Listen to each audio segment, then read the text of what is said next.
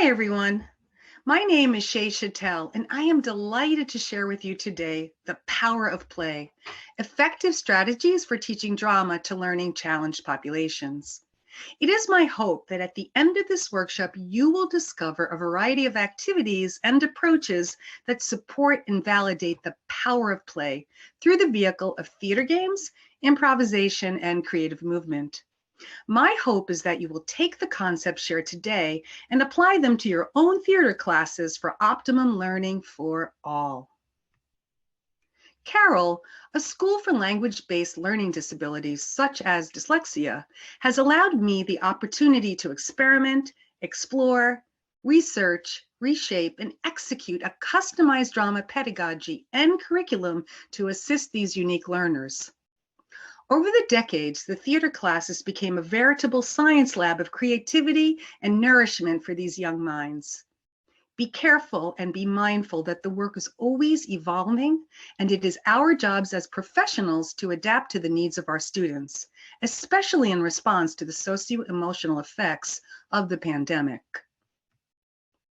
Let's start by familiarizing ourselves with the brain systems of a student with learning disabilities, particularly in the pursuit of reading, writing, and communicating with strong oral expression. Being familiar with your students' challenges will allow you to be more sensitive and thoughtful in designing your lessons and giving proper instructions for a successful learning environment.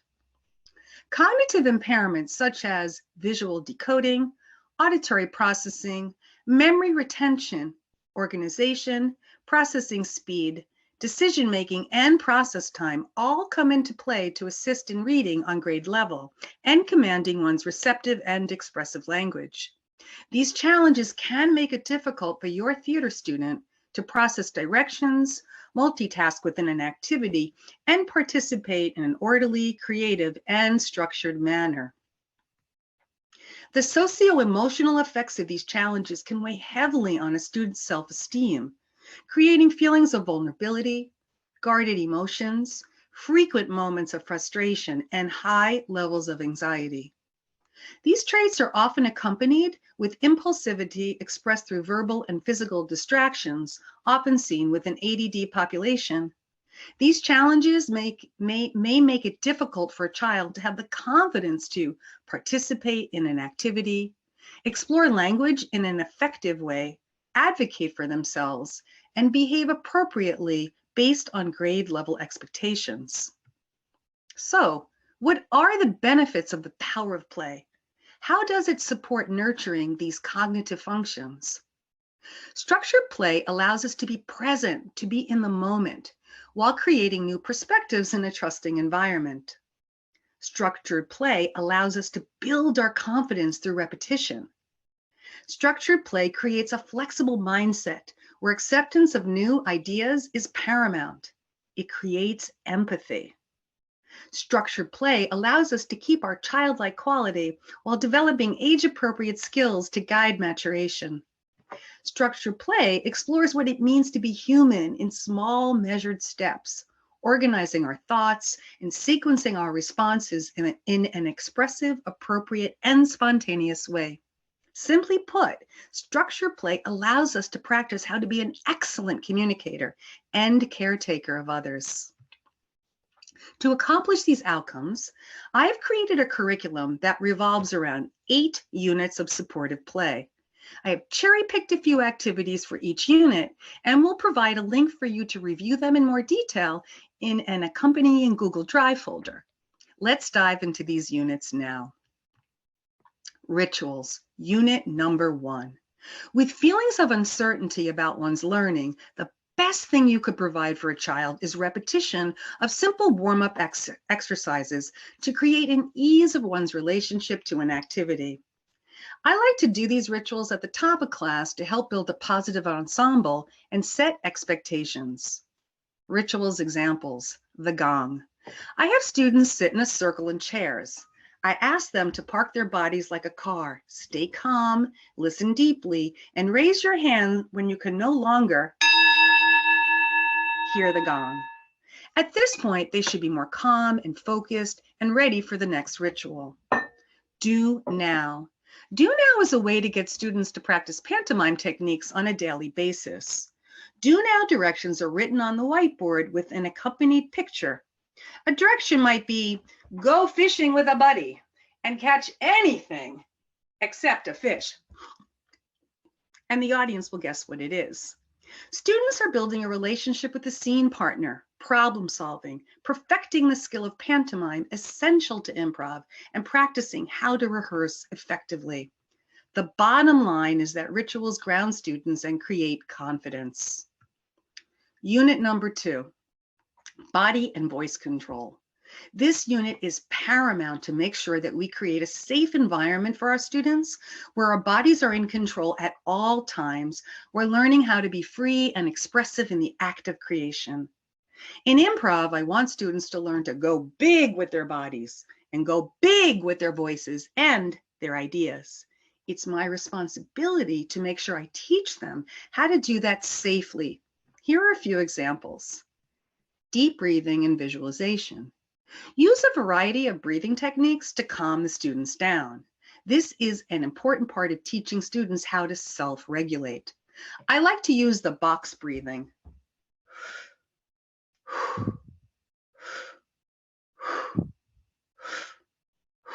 And so on.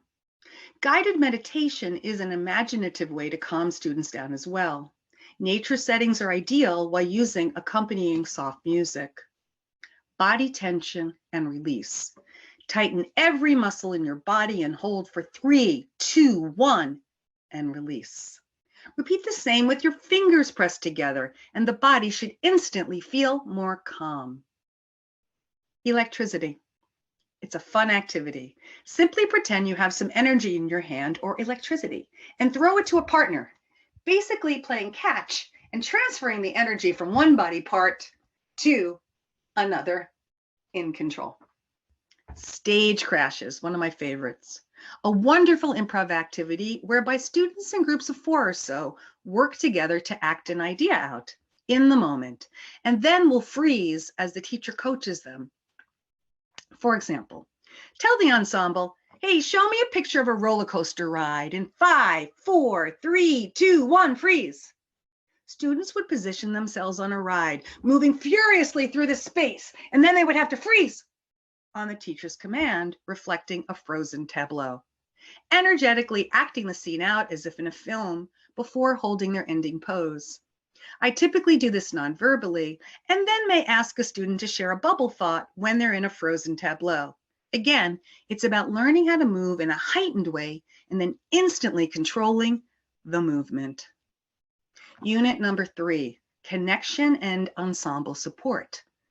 Ideally, a drama performance class is about building an ensemble, an environment where students support each other's ideas, compromise when needed, and experience the power of a group. The work typically starts as a duet, and then over time, the activities can expand with more players. Here are some examples. Sports pantomime. This involves playing a pantomime sport with a partner and giving it your all. Popular activities might be tennis, volleyball, lacrosse, ultimate frisbee, and anything else you can think of. Hand cup. This is a creative way to warm up for a scene building and partner connection. Hold your hands like so, move your feet up and down and ask your partner, hey, what's in my hand cup? And their partner might say, a crown.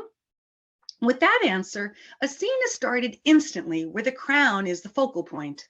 The dialogue is only a couple of lines, so for example, it could read as follows. My queen, here is your crown. Why, thank you. I think I shall let you wear it, my trusty servant. Oh, why, thank you, my queen. And then you move on to the next handcuff scene. Tag team, yes, let's. This game allows your students and their partner to create a mime scene by the teacher guiding them with the directions that may sound like this. Hey, let's build a Lego castle together. Let's build a campfire together. Let's play checkers together. And both partners will endeavor to silently create the activity. Yes and circle. The core of improv is the yes and philosophy, the ability to agree to what your partner has presented Accept their reality, support them, and add more information to the story share. Yes and circle is a great way to practice this, whereby one person starts with a strong statement, such as, "Yep, I got a new puppy today." And the next person in the circle will repeat and add, "Yep, I got a new puppy today, and now I have to train the puppy." Continuing the story with the next person affirming what was last said and adding to it. I like to end the circle share by asking the students what the moral of the story is for comprehension check. Unit number 4, focus and awareness with eye contact. Focusing on the task at hand while being aware of what's around you relies on effective eye contact. The ability to respectfully look at someone while one is communicating is crucial. Here are a few exercises to help with that. Swap spots. In a circle, make eye contact with the person across the circle and simply swap spots. Allow the whole class to do this non-verbally at the same time, making sure no one touches anyone at any time. Silent ball. Stand in a circle and with zero talking, pass a ball across the circle without dropping it. Pass the clap. Standing in a circle with one clap sound, turn to a partner and try to clap at the same time.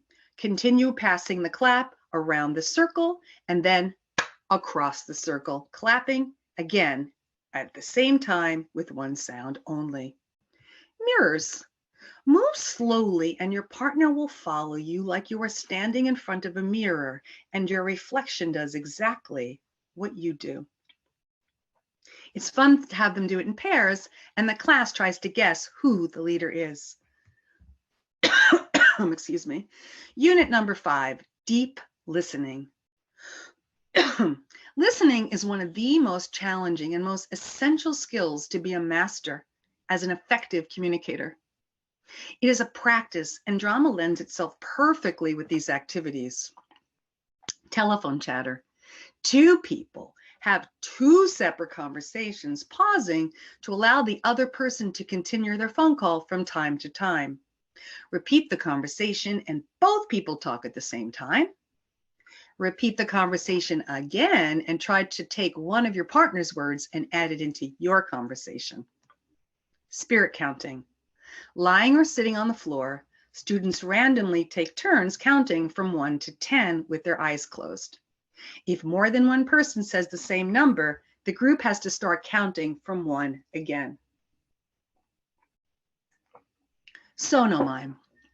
One student acts out a mime activity in the moment, while their scene partner narrates their activity. Describing a chore is an easy way into this exercise. Unit number 6, vocal confidence. It is important to speak with certitude, to express ideas with energy and confidence, supporting the ability to self-advocate. For example, use tongue twisters to assist with speech work and articulation. Projection exercises to assist with volume. Use deep breathing while performing karate chops, one of my favorite exercises. Ha, ha, ha, ha. Really fun to do that. Slogans. Sell a product in a few words, such as chairs. They're fun to sit on. Chairs, they're hard. This is done as a line game where each person steps forward to share their slogans as loud and as energetically as possible. This can be done in teams whereby you have 30 seconds to recite your slogans. Unit number 7, language retrieval. Improv requires us to think on the spot, make associations, and react in a way that makes sense. This can be quite challenging for folks who have trouble retrieving language. This game can definitely help. Cash register. 2 people sit across from each other and recite words from a category such as things you find in your backyard or things you find at a supermarket. As they speak, they swipe an item as if they are checking out something at a grocery store. It may sound and look like this. Things you find in your backyard, swing set, a slide, grass, flowers, etc. Talking and moving at the same time listening and alternating information with your partner, and building a list as fast as you can is the goal. And finally, unit number 8, executive functioning support. Organizing ideas and rehearsing an activity in the proper sequential manner can be a challenging task for a learning challenged brain. Here is an exercise to help. Build a room. Go into an imaginary room, such as a kitchen, and pantomime using something in the room, like a sink.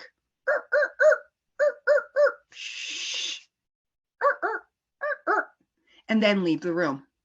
The next person comes in using the sink again, and then uses another new item in the room, and on like so until we have a fully created setting. About 4 to 6 students can do this activity, and the setting is determined ahead of time. Upon completion, the audience will guess the setting.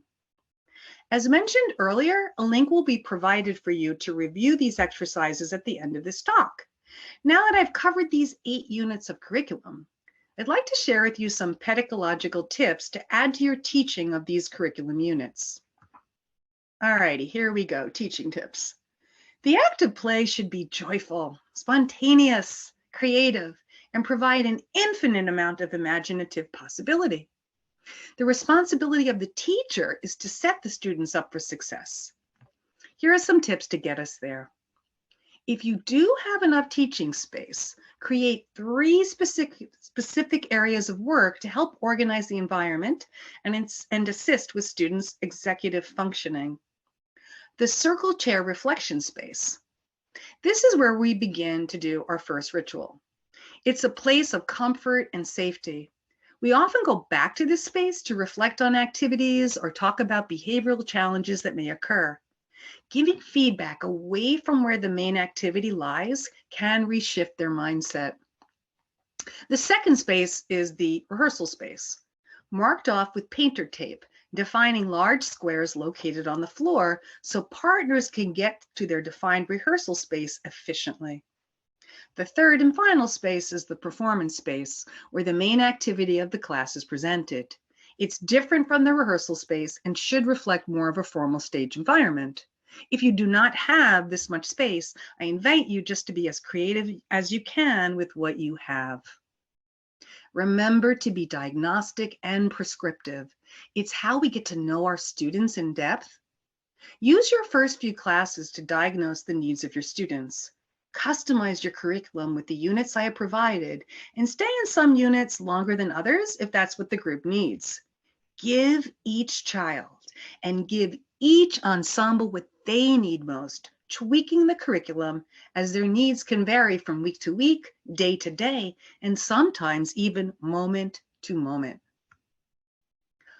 Auditory processing and memory recall must be supported with a multisensory approach. Whenever you can write the directions on the board in conjunction with describing them is ideal.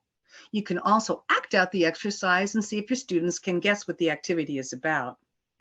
Use brief descriptions that are direct and explicit. If I want students to follow me in the game Mirror, simply say, "Do what I do." It's really all you need to say.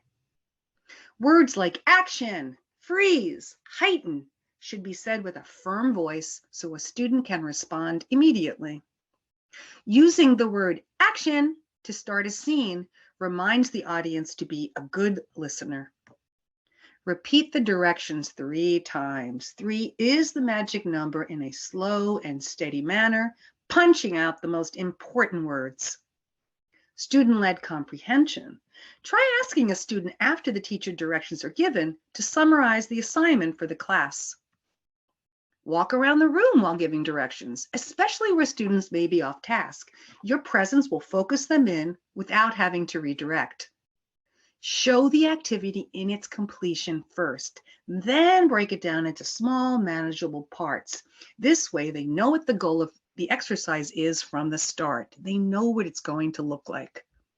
Use sound stimuli for activity transitions, like a bell.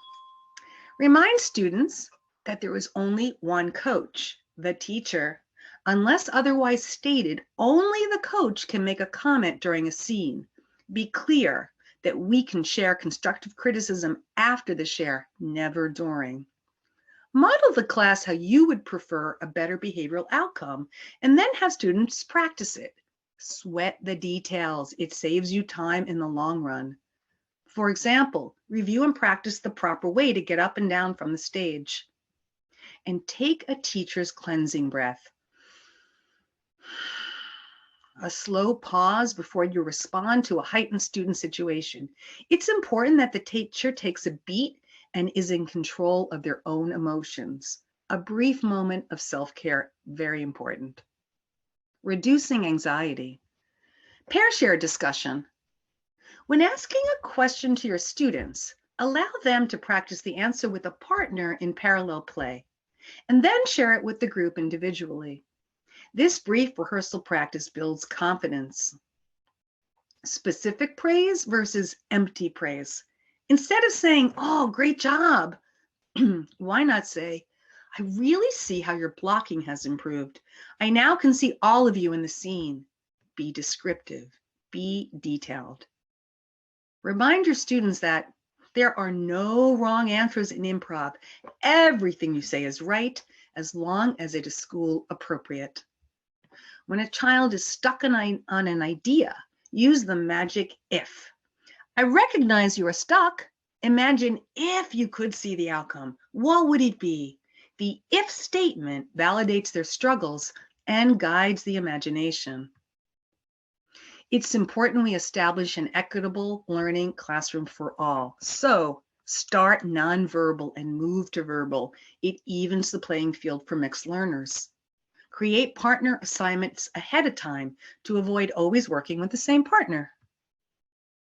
To support executive functioning and encourage efficiency, use a gesture number countdown to get them moving more quickly to start an activity, such as, "We are starting in 5, 4, 3, 2, and 1. To help create a quick standing circle, stand in the center, have students build a circle around you, and once again, recite the gesture number countdown in 5, 4, 3, 2, and 1. Here are some tips to help manage ADD students. Fidgets can really help, but be careful because they sometimes can be a distraction. Chairs, they can be very grounding. The busy child is often the one that really needs more responsibilities. Establish a take a break area so they can compose themselves as needed. Activity meltdown. Take a detour when the exercise is failing. Have alternative activities for learning needs.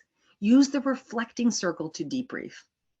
Set intentions before the class starts in a private conversation with a troubled student. And when an exercise goes awry, reflect on if you need to add the warm-up to the warm-up. For example, I may have students practice eye contact by swapping spots with each other, as mentioned earlier, before I might do a circle game like the classic zip, zap, zop. And finally, it is important to empower your students. Have them lead the activities once they know them really well. Guide students to do the problem solving when you can, not the teacher. Ponder when you are all in it together and when you are leading. Is there a balance? Remember that your students are empowered when they know that they are in charge of their own learning. I have provided you with lots of activities today. As a reminder, I cherry-picked a bunch, but there are many more that you can explore and play with. Please feel free to email me with any follow-up questions or concerns, and check out again the accompanying Google Drive folder to help you unpack the activities and teacher tips discussed in this session. In closing, if you design a course to honor the power of play in a thoughtful manner, you will be able to be the most effective teacher for your learning challenge students. Remember to really get to know your student and the unique dynamics of your ensemble in a diagnostic manner, tweaking as you go along. In this trusting environment, students will flourish with the notion that we are all in this together. together as a powerful community whose self-esteem has the opportunity to soar and whose communication skills can be enhanced with the correct strategies and curriculum units to support the unique learning challenge brain. Now get out there and play with purpose and have some fun being creative with all your students. Good luck.